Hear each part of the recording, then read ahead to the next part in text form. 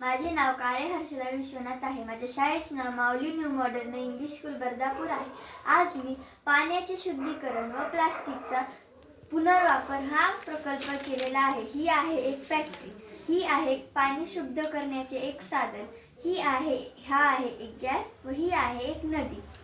ह्या फॅक्टरीमध्ये जे उपयोगी होणारे सांडपाणी आहे ते फॅक्टरीतले लोक डायरेक्ट नदीत टाकतात. ते नदीतले पाणी गावाजवळ जाते. गावातले जे लोक आहेत हे पाणी पिण्यासाठी, स्वयंपाकासाठी व इतर कामासाठी वापरतात व शेतकरी हे पाणी पिकांना देण्यासाठी वापरतात. गावातील जे लोक पाणी पिण्यासाठी वापरतात त्यांना बऱ्यापैकी आजार होतात. त्यामुळे गावातल्यांनाही आजार होतात व लहान मुलांनाही आजार होतात. पिकांना हे पाणी दिल्यामुळे पिकांनाही नुकसान होतं. पिकांना नुकसान झाल्यामुळे शेतकऱ्यांनाही नुकसान होतं. शेतकऱ्यांनाही नुकसान होतं व हे पीक खराब होतं. त्याऐवजी आपण जर या फॅक्टरीतले पाणी डायरेक्ट नदीत न सोडता या फॅक्टरीतले पाणी जर या पाणी शुद्ध करण्याच्या या साधनात जर टाकले तर हे पाणी शुद्ध होते. हे पाणी शुद्ध करण्यासाठी आपल्याला वेगवेगळ्या प्रकारची साधने लागतील. दगड, माती, कोळसा व कापूस हे साधने लागतील. दगडामुळे ह्यातले जे मोठे मोठे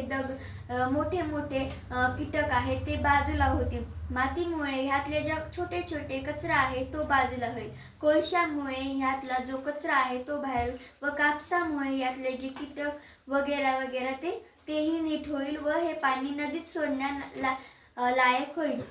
हे पाणी जर आपण नदीत सोडले तर स्वयंपाकासाठी, गावातील लोकांना पिण्यासाठी हे पाणी चांगले आहे. हे पिल्यामुळे त्यांना रोग होणार नाही व शेतकऱ्यांच्या पिकांनाही नुकसान होणार नाही.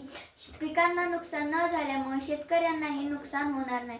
व या फॅक्टरीतला जो प्लास्टिकचा जो कचरा आहे तो हे असेच राहू देतात.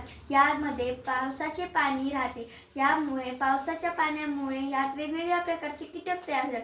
या कीटकांमुळे वेगवेगळ्या प्रकारचे डास वगैरे तयार होतात. त्यामुळे या फॅक्टरीच्या जवळचे जे गाव आहे त्यात रोगराई पसरते. त्याऐवजी आपण जर या फॅक्टरीतला जे प्लास्टिकचा जो कचरा आहे त्यांना आपण जर म्हणजेच पगळवलं तर त्यापासून आपल्याला फोन कव्हर, क्लचर, बॉल इत्यादी साधने भेटतील. यापासून आपल्याला कोणत्याही प्रकारचा नुकसान होणार नाही. पाणी शुद्ध केल्यामुळे शेतकरी जे पिकांना पाणी देतात ते पिकांनाही नुकसान होणार नाही. गावातल्यांना चांगलं व शुद्ध पाणी पिण्यासाठी भेटेल व प्लास्टिकचाही दुरुपयोग होणार नाही. जर आपण प्लास्टिकचा यामुळे प्लास्टिकचाही पुनर्वापर होईल. थँक्यू.